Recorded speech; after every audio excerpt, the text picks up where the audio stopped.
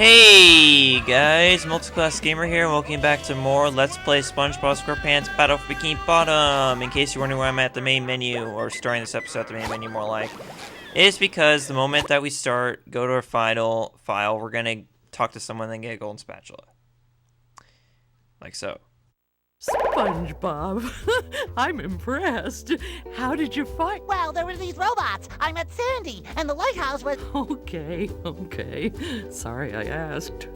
Here's the golden spatula that I promised you. Thanks, Mrs. Puff. Now I'll help you guys evacuate. But SpongeBob, you don't have a driver's license. Oh, don't I? No, you don't. Well, if I don't, then what's this? A library card. Oh. Good attempt, SpongeBob, but really, Mrs. Puff cannot be fooled. You'll be stuck forever without a license. Okay. And that's that. So, with that, we are now officially done with Downtown Bikini Bottom, at least for now. As you can see, we still got one more sock left and one more golden spatula left. However, we cannot get that last sock or that last golden spatula because they involve having the last move of the game. Which is obviously the most powerful move. And it's also the coolest move in the game, but we're not going to be able to get that until way later in the game, and so therefore we won't be able to get that last golden spatula and that sock until way later in the game. But either way, with 18 golden spatulas and 23 socks, we are now ready to move on to the third world of the game, Goo Lagoon. Also, not only that, but we also got enough golden spatulas to head off to the next area of the game. More like the next area of Bikini Bottom. That's what this, what lies behind this, toll booths there. Alright, so real quick, I'm gonna do the traditional destroying of, everything that's in Downtown Bikini Bottom. I mean, everything that's in this little area of Bikini Bottom that we have, just so that I can get a few extra shiny objects off screen, okay? So I will meet you guys once I destroy all Tiki's here and gotten all the shiny objects again. So I'll meet you guys back here in a sec. Okay guys, we're back after finishing that long genocide of Tikis and collecting shiny objects. We're now ready to move on to Goo Lagoon, so let's head on over there. Goo Lagoon's actually a pretty fun level, and also it's got pretty cool music. It's like one of those levels that gets you kind of in that surfing move, I guess. You know, like you're on the beach and it's really hot and you need sunscreen.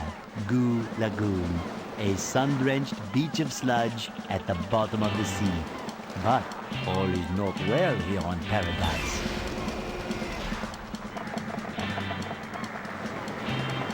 Well, yeah, also, that reminds me, as what the beginning cutscene for Goo Lagoon was showing, there's actually a somewhat hidden Easter egg that I want to show you guys in this level. And I will show it to you guys once we get to it, okay? But for now, we're going to get started with Goo Lagoon with a new tutorial for a new move. Actually, it's not a new move, because we've actually had this move since the beginning of the game, but it's kind of teaching us something else that we can do with this move. You can use the Bubble Bash to move things. That sounded wrong, but I don't care. Stand under the platform, press the Y button to flip the platform over. So we're going to do that after collecting this worthless red shiny object that's all alone over there. You know, that shiny object is like a loner, so I had to help it with its issues, I should say. I mean, speaking of issues, there's actually been kind of something I've been wanting to sort of rant about lately. I know I'm not going to do it in this episode, but I am probably going to do like in some random later video, I guess. I don't know. Something, because I really need to get whatever this thing is off my chest, and I can't do an episode like this because, you know, it's just, I just wouldn't be able to explain things about the game while doing so, Also over here we have the introduction of a new robot.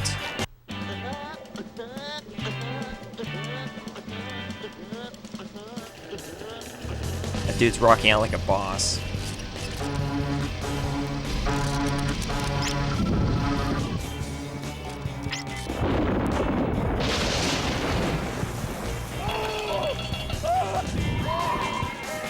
Two different sound effects I'm used to.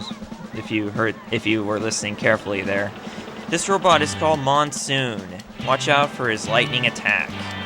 Oh Oh yeah, and by the way, also that robot that I could not figure out whose name was in Downtown Bikini Bottom, you know, the one that shoots missiles at us, his name is Chuck. Yep, this game has its own little Chuckster, as Chuck would say. I'm pretty sure that Chuck Conroy would make a reference, would say something about that if he were to play this game. But who knows if he actually will, I don't know. But it would be really awesome if Chuck Conroy actually did a SpongeBob game. That would just be amazing. SpongeBob, do I look burned? Well, you do look a little red. Barnacles! That darn robot. Robot? Yeah, a big robot stole everybody's sunscreen. And speaking of sunscreen, at the beach. Oh no! Everyone will burn, and then they'll get all itchy and peel. Exactly! You can't spend a day at the beach without sunscreen. That sun is way too hot. Sure you can, I do it all the freaking time. That robot is out on the island. Nobody can get to him. SpongeBob, maybe you can use those sun reflectors to point the sun's rays on that robot. If you hit one of the buttons on the side of a lifeguard tower, the reflector will turn. Connect all the towers and the light will shoot right out of the big reflector on the island. Then all you have to do is swim out to the island and turn the big reflector onto the robot. I'll stay here and protect the babes. Oh, I want to do that. I want to protect the babes, you know, the hot little chicks, you know. But I can't swim. Yeah, and that too.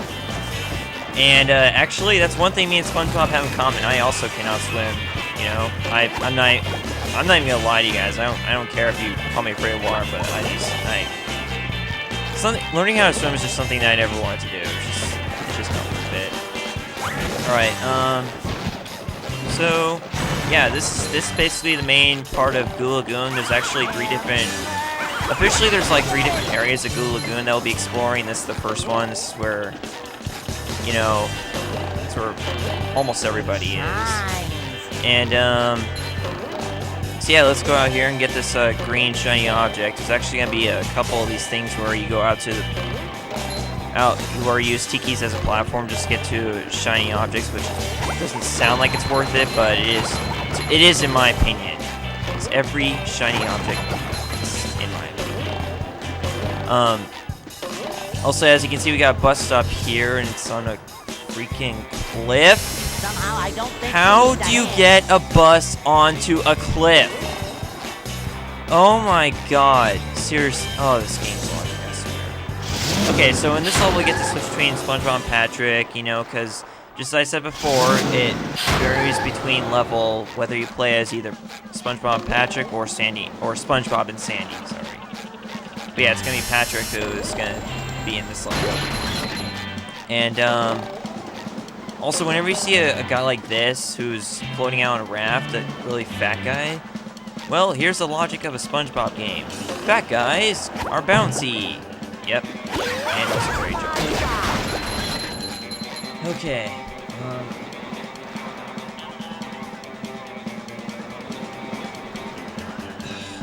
Okay, somebody's yelling outside my window. I don't know who it is, and I don't care. Okay. God, I hope they can't hear me, because that'd be kind of awkward. It's like, where's that sound coming from? Oh, it's some guy upstairs who's doing a Let's Play and stuff like that. He's actually standing in front of the school bus. I don't know what he's doing. Okay. Alright. There's a tiki. Tikis aren't worth it. Sorry. So, let's just continue on with what we're doing. Here's a teleport box that will take us to the... I believe it takes us all the way across this area, if I'm not mistaken. I don't know. Alright, here's another bunch of tikis that lead us to a green shiny object.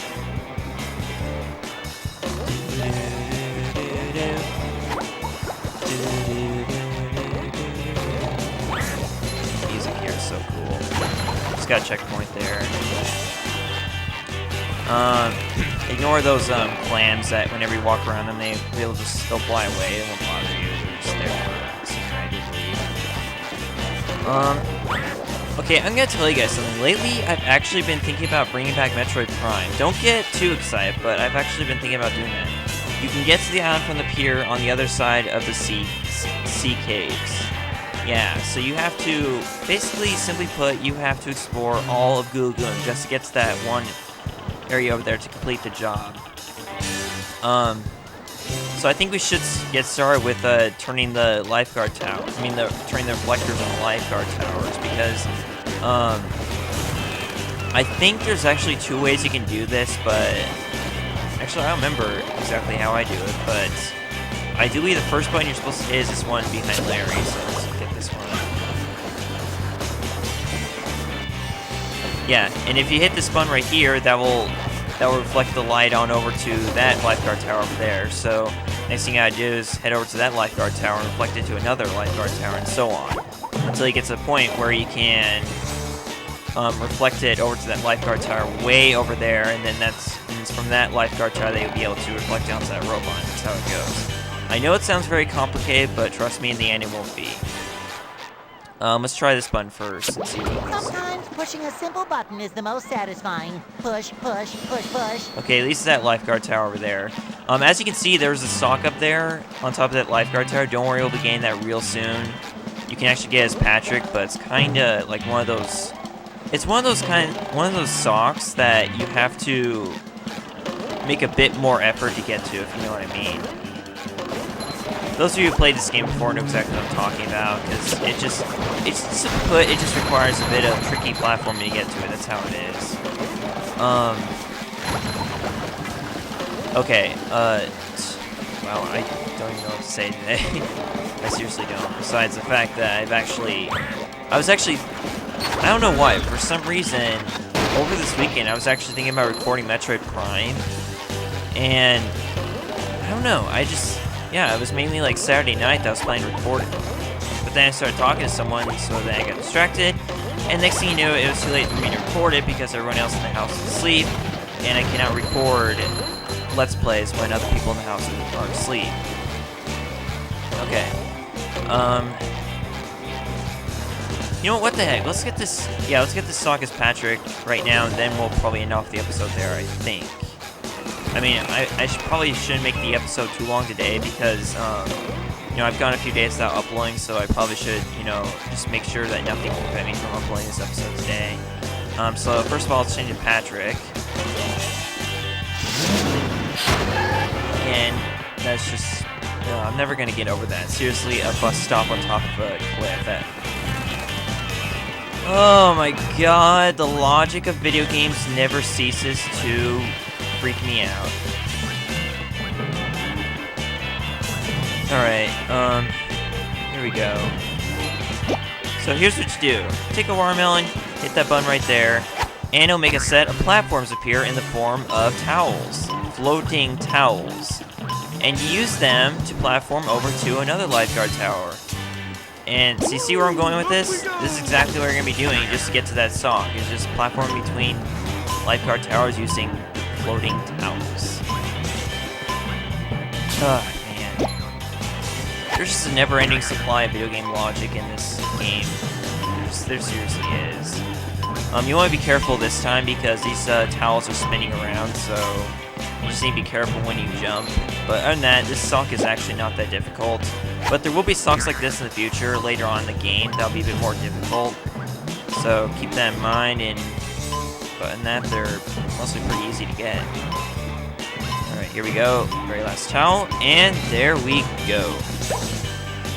That's sock number 24, so all that's left now is, if I'm not mistaken, 56 socks? Yeah. That's how many socks are left in the game. That water looks mighty cold. Yeah, no duh, Patrick. And actually, it's not even water. Yeah, Patrick... Oh my god, I just realized something. Patrick said water, but it's goo.